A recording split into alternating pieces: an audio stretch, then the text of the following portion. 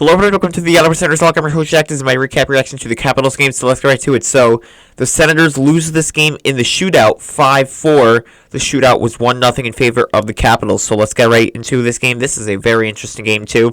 In the first period, 1:41 in, Connor McMichael scores to make it 1-0 Washington. Travis Green challenges it. He was unsuccessful.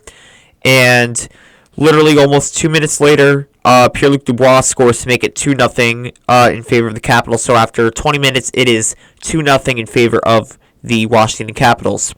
Then let's get to the second period. 6:53, Tom Wilson scores his 27th on the power play to make it 3-0 Capitals. And then later on in the second period, Shane Pinto scores to make it 3-1. That's all that happens after the second period. It is 3-1.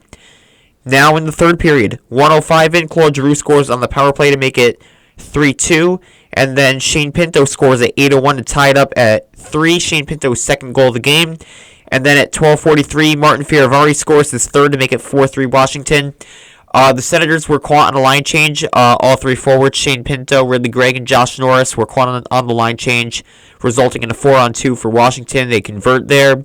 And even now recording this, I'm still sitting back and seeing that, and I'm just trying to figure out what the hell was going on that, because Josh Norris in particular was right there with whoever had the puck, and he just decided to skate to the bench. I mean, at that point, you have to just stay on there and be careful of your situational awareness there. Nobody was prepared for the line change, and Shane Pinto, granted, was 2 feet away from the bench. Ridly Greig and Josh Norris in particular, what was going on there? So either way, that costs the Sens a lot, and Washington retakes the lead.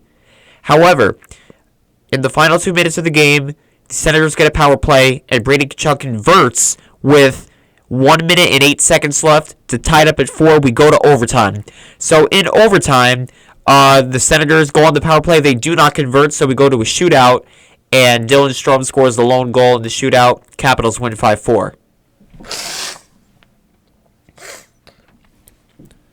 So the goaltending matchup was Linus Ullmark versus Logan Thompson. Logan Thompson stopping 33 of 37 for an .892 save percentage.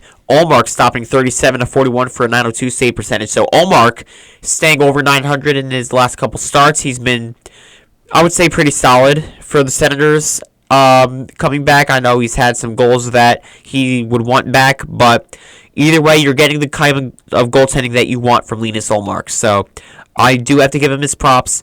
And with the extra point that we got, the Senators are now 30, 25, and 5, so they have a total of 65 points. The Washington Capitals now are 39, 14, and 8, so they have a total of 86 points. Now, the interesting thing is for the Senators, the New York Rangers beat the Islanders, so they're at 66 points. The Red Wings are still at 66 points, but there's something that I do feel like we should point out here. The Red Wings play the Hurricanes tomorrow, and on Wednesday, the Rangers play the Washington Capitals, and we play the Chicago Blackhawks, which is super, super favorable for the Ottawa Senators. Both of those teams have 66. Now we have 65. The Senators, if they play their cards right and they can beat the Chicago Blackhawks, and you get some help from the Capitals and the Hurricanes, then the Senators could very well be back in the playoff spot, and then they have that big game against the Rangers on Saturday. So a very big week for the Senators, especially on Wednesday. A big advantage for them if the Hurricanes can win tomorrow and the Capitals can beat the Rangers on Wednesday, along with the Senators potentially hoping that they beat the Blackhawks. Again, this is a very big opportunity for the Senators here to get back into a playoff spot and hopefully maintain it. They have one of the easiest schedules left in the league, so let's see what they can do here. So, again, the loss here, am I a little bit upset? Sure, but they really fought hard in this game, and they did not quit, and that's really what I'd like to see from the Senators. Also, one thing to point out, if they end up with the second wild card, we're probably playing Washington. And even though the Washington won this season series 2-3, all 3 games went to overtime. The Senators really played Washington tough. So if this were to be a first-round matchup, if we make the playoffs, this would be a very interesting matchup. And the Senators really should not be slept on. I'm not saying they would win a series against Washington, because Washington's unreal this year.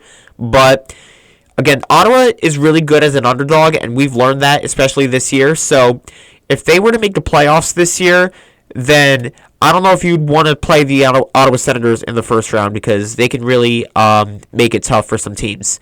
So anyways, with that said, comment down below your thoughts on this game. I will have a preview for the Blackhawks game coming out Wednesday at midnight, so be on the lookout for that. Like and subscribe, but for now, this is Jack Miguel Senators Luck, and go Sens go.